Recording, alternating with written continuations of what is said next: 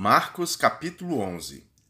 Quando já se aproximavam de Jerusalém, Jesus e seus discípulos chegaram às cidades de Betfagé e Betânia, no Monte das Oliveiras. Jesus enviou na frente 2 discípulos. Vão àquele povoado adiante, disse ele.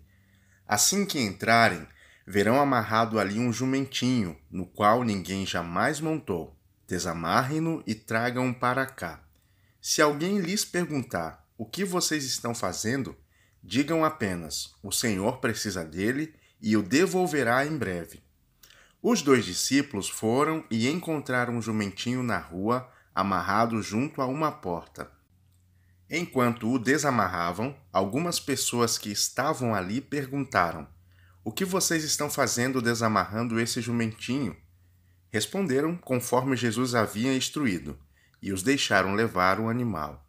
Os discípulos trouxeram o jumentinho e puseram seus mantos sobre o animal, e Jesus montou nele. Muitos da multidão espalhavam seus mantos ao longo do caminho diante de Jesus, e outros espalhavam ramos que haviam cortado nos campos. E as pessoas, tanto as que iam à frente como as que o seguiam, gritavam: Hosana! Bendito é o que vem em nome do Senhor. Bendito é o reino que vem, o reino de nosso antepassado Davi. Hosana no mais alto céu. Jesus entrou em Jerusalém e foi ao templo. Depois de olhar tudo ao redor atentamente, voltou a Betânia com os 12, porque já era tarde. Na manhã seguinte, quando saíam de Betânia, Jesus teve fome. Viu que a certa distância havia uma figueira cheia de folhas e foi ver se encontrava figos. No entanto, só havia folhas, pois ainda não era o tempo de dar frutos. Então Jesus disse à árvore: Nunca mais comam de seu fruto. E os discípulos ouviram o que ele disse.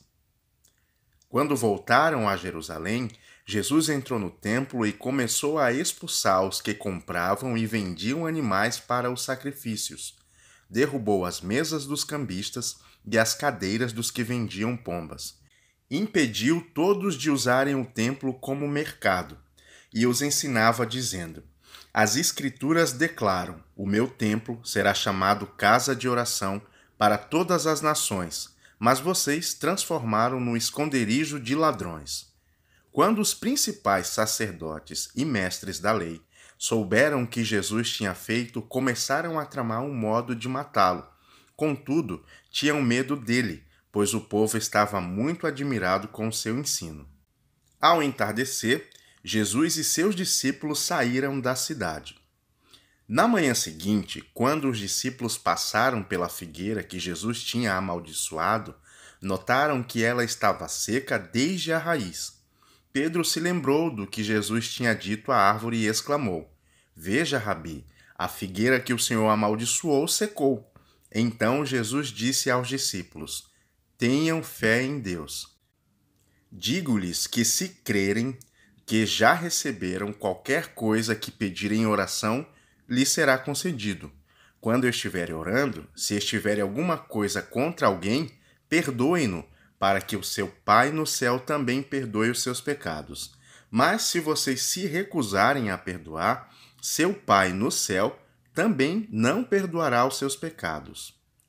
Mais uma vez, voltaram a Jerusalém. Enquanto Jesus passava pelo templo, os principais sacerdotes, os mestres da lei e os líderes do povo vieram até ele e perguntaram: Com que autoridade você faz essas coisas? Quem lhe deu esse direito? Jesus respondeu: Eu lhes direi com que autoridade faço essas coisas, se vocês responderem a uma pergunta. A autoridade de João para batizar vinha do céu ou era apenas humana? Respondam-me. Eles discutiam entre si. Se dissermos que vinha do céu, ele perguntará por que não cremos em João. Mas será que ousamos dizer que era apenas humana? Tinham medo de que o povo faria, pois todos acreditavam que João era um profeta. Por fim responderam: Não sabemos. E Jesus replicou: Então, também não direi com que autoridade faço essas coisas.